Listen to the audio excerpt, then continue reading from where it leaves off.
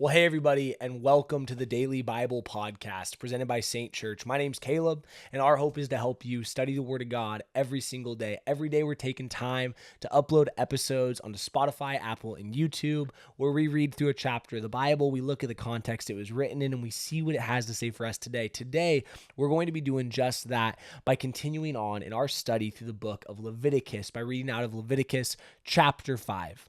Now, before we dive on into that really fast, if you end up enjoying this episode, make sure that you take a moment to subscribe, leave a like, follow, consider leaving a rating and a review. It really does help more people find this content.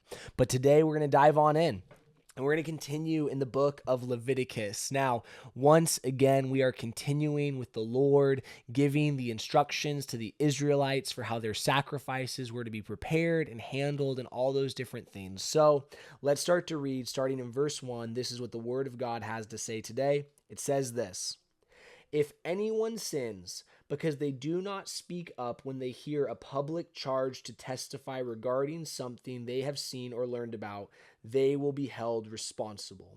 If anyone becomes aware that they are guilty, if they unwittingly touch anything ceremonially unclean, whether the carcass of an unclean animal, wild or domestic, or of any unclean creature that moves along the ground, and they are unaware that they have become unclean, but then they come to realize their guilt, or if they touch human uncleanness, anything that would make them unclean, even though they are unaware of it, but then they learn of it and realize their guilt, or if anyone thoughtlessly takes an oath to do anything, whether good or evil, in any matter one might carelessly swear about, even though they are unaware of it, but then they learn of it and realize their guilt. When anyone becomes aware that they are guilty in any of these matters, they must confess in what way they have sinned.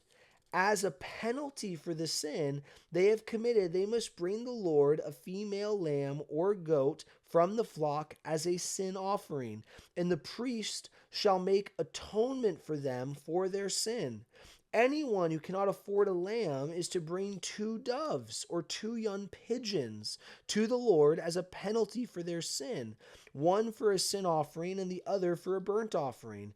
They are to bring them to the priest, who shall first offer the one for the sin offering.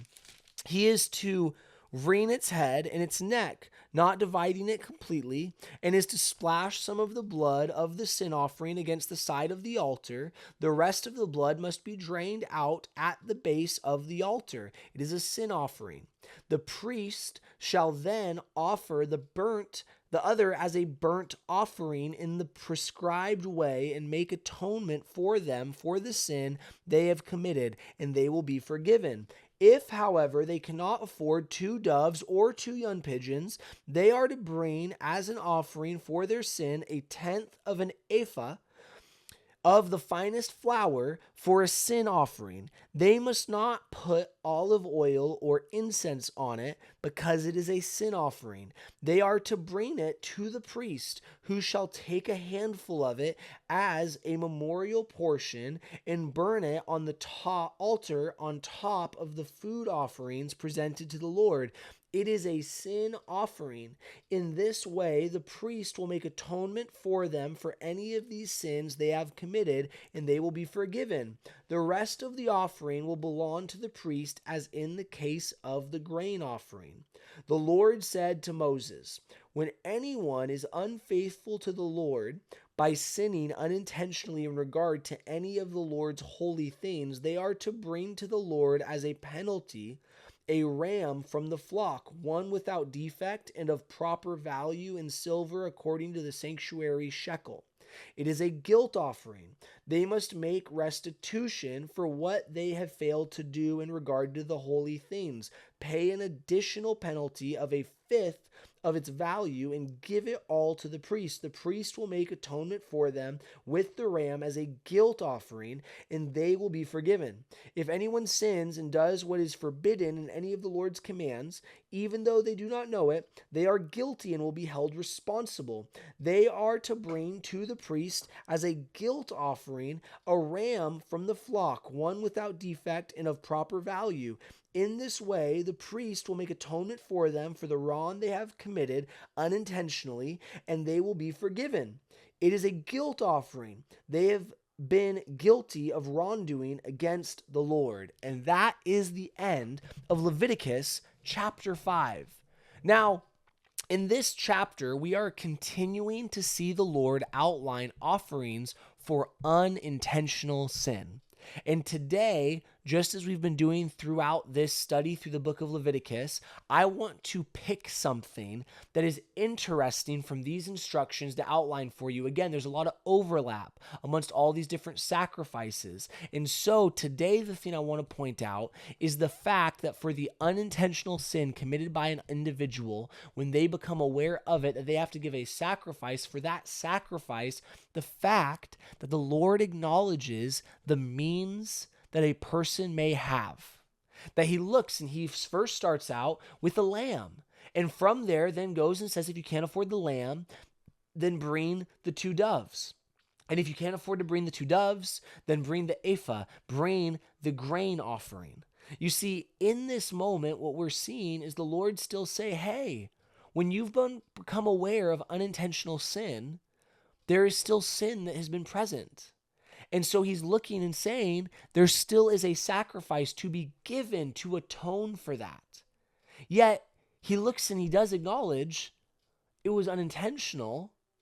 Give what you are able so that you can still atone for it, but it's not in the same gravity. You see, there's other offerings where if it was intentional sin, there just is a consequence. In this case, the unintentional nature of it, there is still a price to be paid, but the consequence has shifted based off of what is a understandable sacrifice on your part. That's even in this moment, I just want to acknowledge a grace of the Lord. That the Lord in this moment is being merciful. That he looks and he says, you did something that was sin and you did not know it was sin, but you found out it was. So I'm going to still let you atone for that sin, but I'm going to let you know that there are degrees by which you can operate. That you can do it at whatever rate would make sense for you.